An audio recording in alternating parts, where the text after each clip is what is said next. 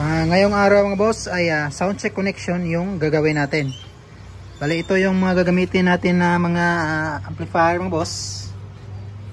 Dalawang powered amplifier na si R3 CE30 at si BL800 Tosundra. Ito yung gagamitin natin sa pang mid-high mga boss. At ito yung gagamitin natin sa pang sub. At may dalawa tayong equalizer mga boss na si DBX 231S at si Clark Technique na DN360, at meron tayong isang crossover. Bali ang gagawin natin connection mga boss, yung crossover at equalizer, itong dalawa na ito yung gagamitin natin sa pang mid high, at itong nasa taas na equalizer na si Clark Technique, ito yung gagamitin natin sa pang sub. Two-way connection yung gagawin natin mga boss, dahil dalawa lang yung powered amplifier natin. Ito yung pala yung gagamitin natin na mixer mga boss na si 7 channel na Yamaha clone lang yan boss. At ito yung mga kable na gagamitin natin. Yan, meron tayong special na kable mga boss na ginawa. Ito yung gagamitin natin sa auxiliary mga boss, kasi sa auxiliary natin sa auxiliary tayo kukuha ng out para sa ating sub. At ito yung mga kable na gagamitin natin mga boss din, na meron XLR to XLR at meron ding XLR to mono PL. Una nating connection mga boss ay dito tayo mauna sa auxiliary. Unahin natin yung ating pang sub mga boss. Ito yung auxiliary ng ating mixer. Ito yung gagamitin natin na kable mga boss. Ito. Nakikita nyo boss, yung kabilang side ay mono PL. Tapos dito sa kabila niyang side ay meron siyang dalawang XLR na male. Bali nag split siya mga boss, o nag link. Ito yung gagamitin natin mga boss na saksak. Itong mono PL, ito yung isasaksak natin sa auxiliary. Yan. Tapos itong kanyang kabilang side to, ito yung mag-i-input sa ating equalizer na si Clark Technique. Ito siya mga boss, to na si Clark Technique. Mag-i-input siya dito mga boss mula sa output ng ating equalizer. Yan. I-input siya dyan channel A, and then mag-link siya sa channel B. Yan mga boss, yan yung connection natin mga boss. At yung output naman ng ating equalizer mga boss, itong channel A at channel B, ito yung gagamitin natin na kable. Yan. XLR to XLR. Ito.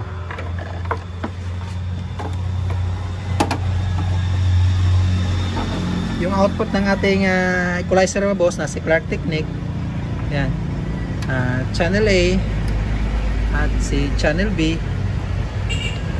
Yan, itong dalawa niyang side mga boss, ito yung mag-i-input sa pang sub natin na amplifier, ito na si R3 CE30. Yung channel A na yan ay mag-input din sa channel A, o input 1 ng ating amplifier. Yan. At yung channel B mag-input din sa channel B, o input 2 ng ating amplifier. Yan. Tapos set natin siya sa stereo mode mga boss. Yan, ka-stereo mode na siya yung ating sub amplifier. Yan, meron ng tapos na yung pang sub natin ng mga boss na connection. Balik naman tayo dito sa ating mixer. Yan, meron na tayong connection sa auxiliary. Dito naman tayo sa main output ng ating mixer. Itong left and right. Diyan tayo kukuha ng out mga boss para sa ating mid-high. Ito yung gagamitin natin mga boss na kable, mono PL to XLR ito. Kasi PL yung output ng ating mixer mga boss. Yan, PL kasi yan. Ito yung gagamitin natin. Yan, yung output mga boss, left and right. Yan, saksak natin. Yung dalawang PL natin, left and right. Yan. Yung kanyang kabilang side mga boss, ito yung mag-i-input dito sa ating pangalawang equalizer mga boss. Ito si DBX231S, mag-i-input siya mula sa main output ng ating equalizer. Yan, galing sa left channel ng ating mixer, mag-input sa channel 1, at galing sa right channel ng ating mixer, galing sa kanyang output ay mag-input sa channel 2. Yan. Meron tayong input sa ating equalizer mga boss dito sa ating DBX, yung output naman niya. Ito yung gagamitin natin na kable, yung XLR to XLR. So, yan yung output 1. Yan. Ito mag-i-input sa input 1 ng ating crossover. Yan, mag-i-input siya dyan mga boss. Ito yung crossover natin mga boss. Mag-i-input siya sa channel 1 din. At yung output 2 ng ating equalizer, yan, yung kanyang kabilang side, ito ay mag-input naman din dito sa channel 2 ng ating crossover. Yan.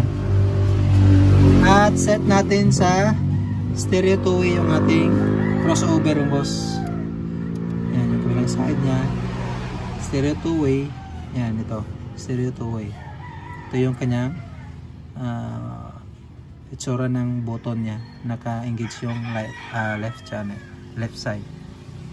Yan, meron ng input yung ating crossover mga boss, dahil yung equalizer natin na si BBX at si crossover ay gagamitin natin siya sa pang mid high.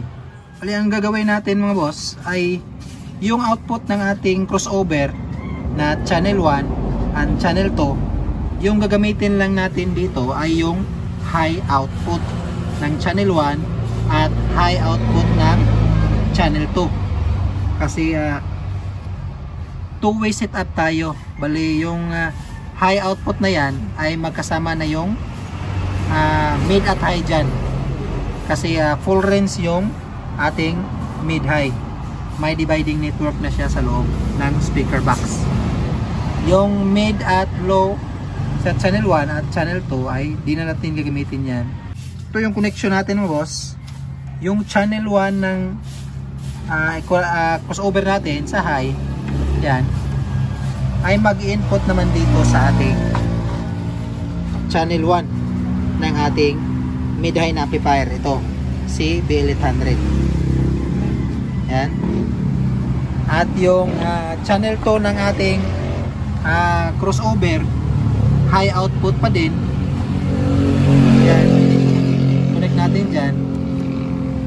Yung kanyang kabilang side naman na XLR, ito ay mag-input naman sa channel 2 ng ating mid-high na amplifier. Ito mag-input naman siya sa channel 2 sa mid-high na amplifier natin. Yan. At select natin yung ating mode mga boss sa stereo. Yan, stereo mode. Yan lang yung connection natin sa ating crossover mga boss. Yung high output lang ang merong connection, dahil two-way setup yung ginawa natin. Yan, yun lang kadali mo boss yung ating ginawang connection. Test natin mo boss yung ating ginawang connection. Yun, balik tayo dito sa harap ng ating mixer mo boss. Yan. On natin yung ating mixer. Dapat unang naka-on yung mixer natin bago yung mga amplifier. Cellphone yung gagamitin natin na audio source mga boss.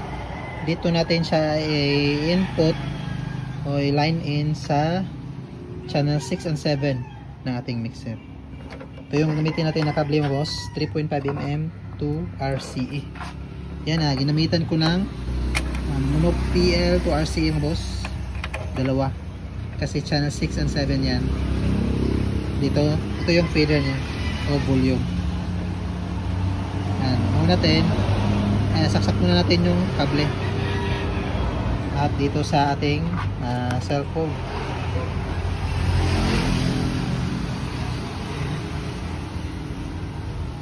Yan YouTube ho yung ating audio was. Kukuha tayo ng audio sa YouTube. Yan. Volume natin. Full volume natin yung ating cellphone. Check natin mga boss kung may signal ba. Yan, meron mga boss. Una nating isa-sound check mga boss ay yung ating mid-high. Yung gamit pala natin na mid-high mga boss ay 2 bullet. Yan. Una natin yung Cetus Sondra 800 yung boss. Yan. Yan try natin yung channel 1 mga boss.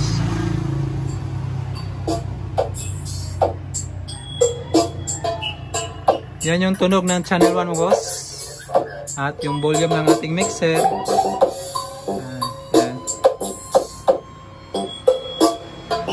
Yan yung unang bullet. Yan yung channel 2 naman mga boss.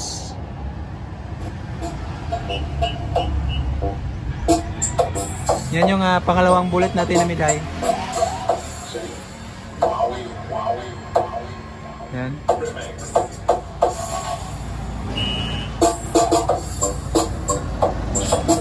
Yan pa.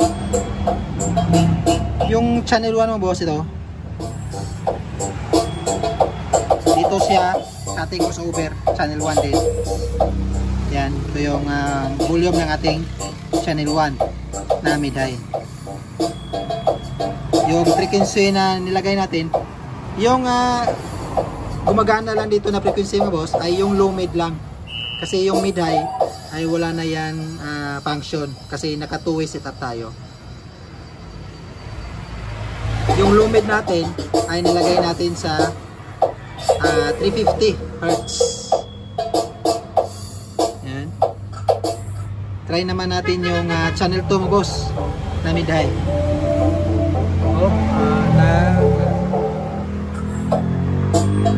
Yung channel 2 naman mga boss, dito sa channel 2 ng ating crossover. Yan, ito yung gain nya, high output. Yung low mid naman niya is naka 350 din. Kung anong settings dito, yun rin yung settings dito sa channel 2. Yung mid-high na frequency is wala na yan, wala nang function. Pareho lang din dito, wala nang function. Kaya off na natin yan. Off na rin. Naka 350 yung low mid niya boss sa channel 2 rin. Yan. Yung sub naman natin, yung test natin yung boss. Ano? Ito yung sub natin na si R3. Buka natin.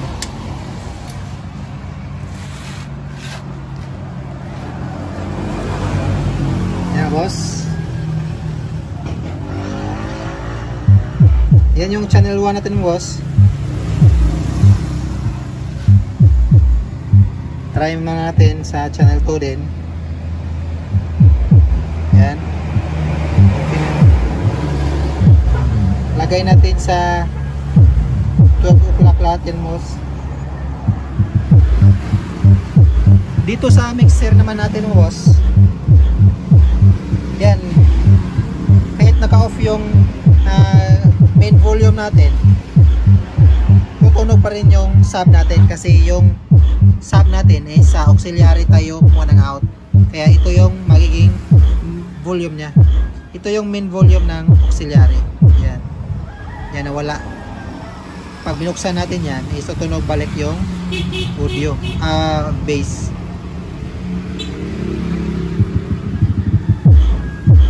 At ito naman yung individual na auxiliary bawat channel mga boss. Yan. Ito kulay puti. Yan siya. Dapat nakabukas din yan. Kasi sa auxiliary tayo kumuha ng out para sa base natin.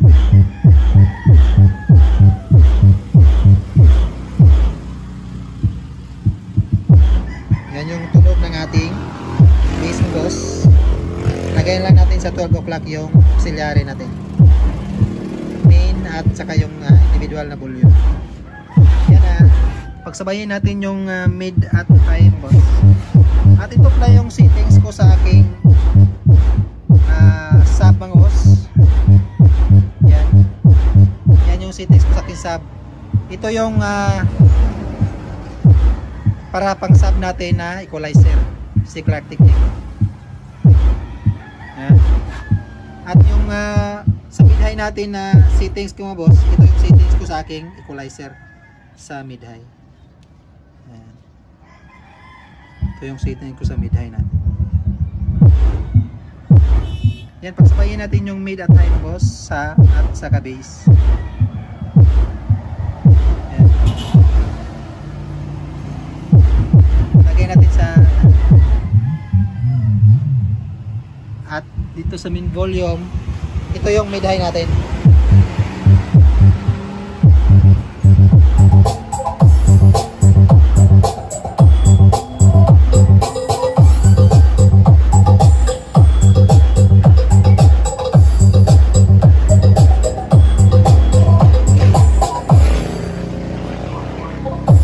Yung two-way connection natin boss, dalawang equalizer.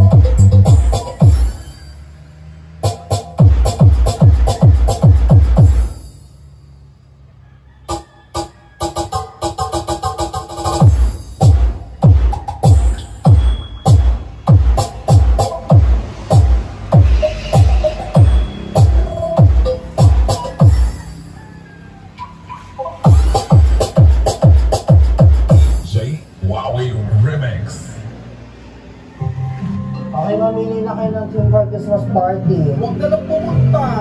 Seryoso?